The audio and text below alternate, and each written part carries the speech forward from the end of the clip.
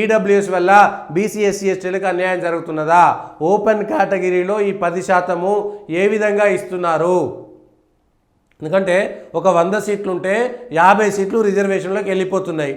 ఆ 50 సీట్లు అయిపోయిన తర్వాత మిగిలినటువంటి 50 సీట్లలో ఈడబ్ల్యూఎస్ అనేటువంటి రిజర్వేషను మిగిలినటువంటి 50 సీట్లలో 10% ఇస్తుందా, లేదంటే 100 సీట్లు కలిపి 10% చేసి ఆ 10 సీట్లను 50 సీట్లలో ఇస్తుందా? ఒక్కసారి స్పష్టంగా చెప్పాలి. బీసీలు ఎస్సీలు ఎస్టీలకు రిజర్వేషన్ పోగా ఓపెన్ కేటగిరీలో బీసీలకు పూర్తి స్థాయి అధికారం ఉంటుందా ఉండదా? ఎవరైతే మెరిట్లో వచ్చిరో వాళ్ళందరినీ మెరిట్లోనే తీసుకొని మళ్ళా తక్కువ వచ్చినటువంటి వాళ్ళు రిజర్వేషన్ ప్రకారం వాళ్ళను పూర్తి చేస్తారా లేదా? ఈ విషయం పైన స్పష్టత ఇవ్వాలి. ఈడబ్ల్యూఎస్ కోటా కూడా ఇవాళ 563 పోస్టులు ఉంటే మిగిలిన 209 మాత్రమే జనరల్ కోటాలో ఉన్నాయి. ఆ 209 జనరల్ కోటాలో ఈడబ్ల్యూఎస్ కోటా ఏ విధంగా ఫుల్ఫిల్ చేస్తారు? ఈ విషయం పైన అధికార పార్టీ, ప్రతిపక్ష పార్టీలు, ప్రభుత్వాలు అందరూ కూడా స్పష్టత ఇవ్వాలి. ఆ ఈడబ్ల్యూఎస్ కోటా వల్ల ఎన్ని సీట్లు నష్టపోతున్నారు బీసీ ఎస్సీ ఎస్టీలు? ఒకవేళ ఈడబ్ల్యూఎస్ కోటా లేకపోతే ఈ మిగిలినటువంటి ఓపెన్ కేటగిరీలో ఓపెన్లో మెరిట్ కింద మిగిలినటువంటి బీసీలకి ఎన్ని వచ్చేటువంటి అవకాశం ఉంది?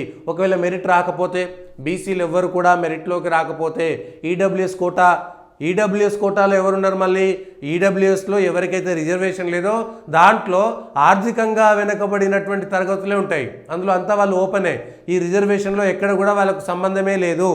బీసీ ఎస్సీ ఎస్టీ కోటాకు సంబంధించినటువంటి రిజర్వేషన్లో ఎక్కడా లేదు. నిజానికి బీసీలకు అన్యాయం జరుగుతుంటే, బీసీ సంఘాల వాళ్ళకు ఏమైనా బీసీల మీద ప్రేమ ఉంటే మొట్టమొదట బీసీ రిజర్వేషన్ల పేరిట ముస్లింలు ఎత్తుకపోతున్నటువంటి రిజర్వేషన్ పైన పోరాటం చేయాలి. ఇక్కడ జరుగుతున్నటువంటి కుట్ర గురించి ప్రజలు అవగాహన చేసుకోవాలి, మిగిలినటువంటి వాళ్ళు చెప్పాలి. నిజంగా బీసీ సంఘాలకు బీసీల మీద ప్రేమ ఉంటే అప్పనంగా అనధికారికంగా 4% ముస్లింలకి రిజర్వేషన్ లేదు. ఆ ముస్లింలకు 4% రిజర్వేషన్ ఇచ్చి రాజ్యాంగానికి తూట్లు పొడిచి రాజ్యాంగ వ్యతిరేకంగా బీసీ ఎస్సీ ఎస్టీలకు సంబంధించి, ముఖ్యంగా బీసీలకు సంబంధించినటువంటి కోటాలో 4% కోల్పోతున్నటువంటి బీసీలకు నష్టం జరుగుతుంటే ఏ ఒక్క బీసీ కూడా మాట్లాడతలేడు, కిమ్మంటలేడు. కానీ ఈడబ్ల్యూఎస్ కోటా మీద మాత్రం మాట్లాడుతున్నాడు. హిందువులకే అక్కడ న్యాయం జరుగుతుందా? ఈడబ్ల్యూఎస్ కోటాలో కూడా కొంతమంది ముస్లింలు వస్తున్నారు. మళ్ళా ఇక్కడ అసలు విషయం మనం గుర్తించాలి.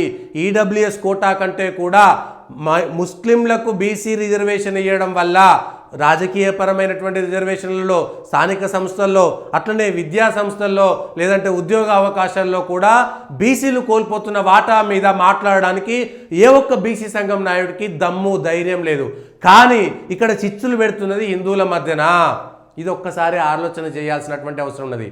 మైనారిటీల పేరుతోటి అప్పీజ్మెంట్ పాలిటిక్స్ పేరు మీద బీసీ సంఘాలు కూడా సిగ్గు లేకుండా కనీసం బాధ లేకుండా ఏ ఒక్క బీసీ సంఘం కూడా ముస్లింలకు, బీసీలకు సంబంధించినటువంటి 4% నోటికాడు బుక్కను ఎత్తుకపోయి ముస్లింలకు ఇస్తుంటే ఏ ఒక్క బీసీ సంఘం ఎందుకు మాట్లాడతలేదు? ఇవాళ ఎందుకు దీనిపైన మాట్లాడతలేరు? బీసీ సంఘాలు క్లారిటీ ఇవ్వాలి. ముస్లింలకు బీసీల రిజర్వేషన్ ఇవ్వడం వల్ల బీసీలకు న్యాయం జరుగుతుందా, అన్యాయం జరుగుతుందా ఒకసారి చెప్పాలి. వాళ్ళకి ఇచ్చేటువంటి 4% బీసీల రిజర్వేషన్లకించి అప్పనంగా తీసేస్తున్నారా లేదా? ఒక్కసారి బీసీలకు సంబంధించినటువంటి కుల సంఘాల నాయకులు, బీసీల సంఘాల పేరు చెప్పుకునేటువంటి నాయకులంతా కూడా స్పష్టంగా సమాధానం చెప్పాలి.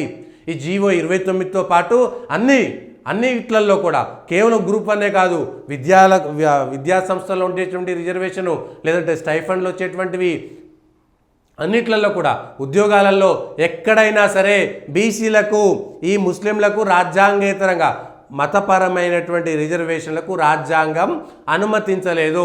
ముస్లింలకు ఏ విధంగా రిజర్వేషన్లు ఇస్తారని, అది కూడా బీసీ కోటాలు. ఈ బీసీ కోటాలు అంటే బీసీలంతా పుణ్యానికి దొరికిరు.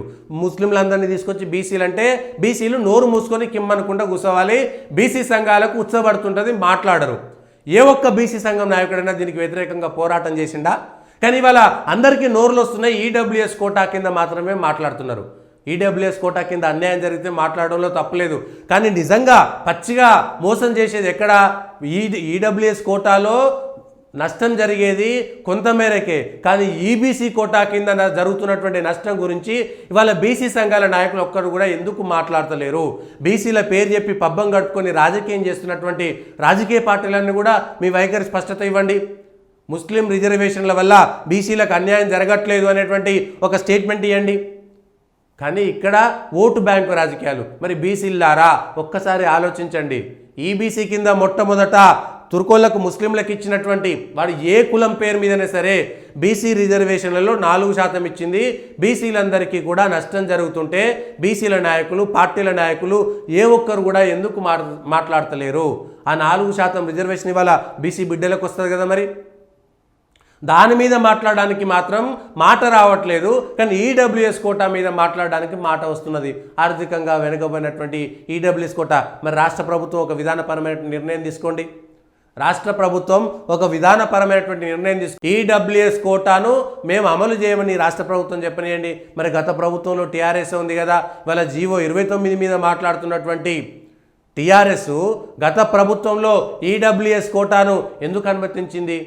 ఎందుకు ఇట్లా అధికారంలో ఉంటే ఒక రకంగా, ప్రతిపక్షంలో ఉంటే ఒక రకంగా, బీసీ సంఘాలు బీసీల మీద ప్రేమ ఉన్నట్టుగా వలకబోస్తున్నటువంటి మీ ప్రేమ ఈబీసీ కోటా విషయంలో పోరాటం చేయకపోతే మీరు బీసీ సంఘాల పేరు చెప్పుకొని కేవలం బీసీల సంఘాల పేర్లు చెప్పుకొని బ్రతుకు వెళ్ళదీసేటువంటి సంఘాలే తప్ప ఈబీసీ కోటాను వ్యతిరేకించినంత కాలం, ముస్లింలకు బీసీ రిజర్వేషన్లు ఇచ్చినంత కాలం బీసీ సంఘాలు వ్యతిరేకించని ఎవరైతే మాట్లాడారో వాళ్ళంతా కూడా బీసీ ద్రోహులే.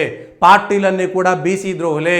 ముస్లిం రిజర్వేషన్లను అనుమతించి వాటిని అమలు చేస్తున్నటువంటి ప్రభుత్వాలన్నీ కూడా బీసీ ద్రోహులే. ఇవాళ ఈ విషయం పైన మాట్లాడడానికి మాత్రం బీసీ సంఘాలకు నోరు రాదు.